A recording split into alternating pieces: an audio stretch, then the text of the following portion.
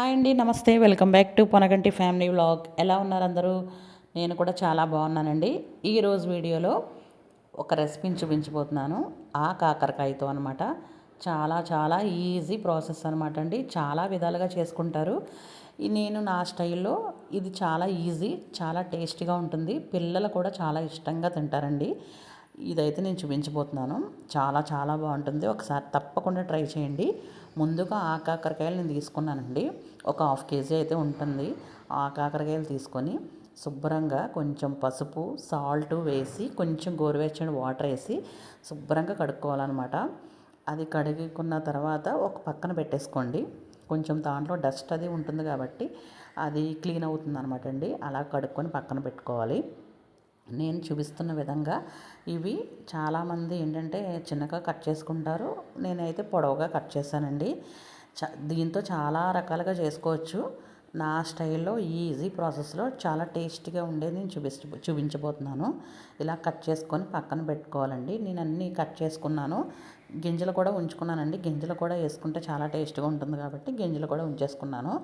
తర్వాత ఒక stove on చేసుకొని ఒక పాన్ పెట్టుకోవాలండి.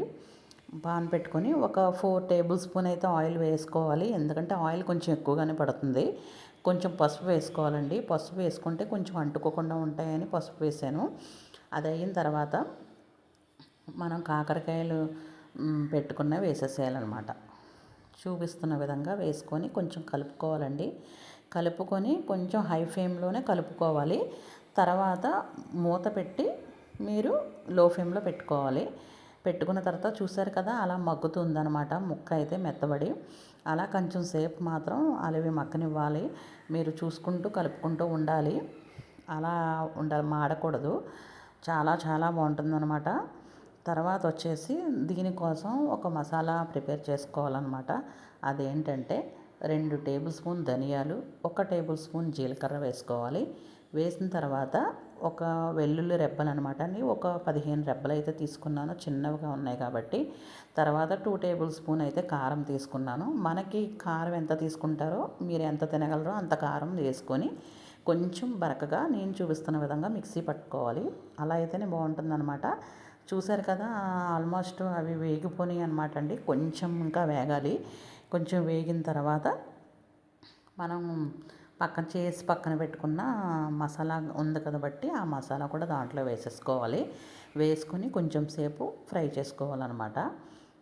చూసారు కదా, నేను చూపిస్తున్న విధంగా అలా అయితే వేగాలన్నమాట అండి. చాలా చాలా బాగుంటుంది. ఫైనల్గా కొత్తిమీర అయితే చల్లుకోవాలి. ఆల్మోస్ట్ అయిపోయినట్టేనండి. చూసారు కదా, అలా ఉండాలన్నమాట.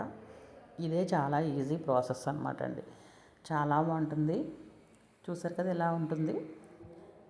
పిల్లలు కూడా చాలా ఇష్టంగా తింటారనమాట అండి. హెల్త్కి కూడా చాలా మంచిది కాకరకాయ. మీరు కూడా తప్పకుండా ట్రై చేయండి. నచ్చితే లైక్ చేయండి, షేర్ చేయండి, సబ్స్క్రైబ్ చేయండి, బెల్ ఐకాన్ కొట్టండి. చాలా చాలా బాగుంటుంది. మా బాబు కూడా చాలా ఇష్టంగా తిన్నాడు అనమాట అండి. మీరు చూస్తారు కదా వీడియోలో, చాలా ఇష్టంగా తింటున్నాడు.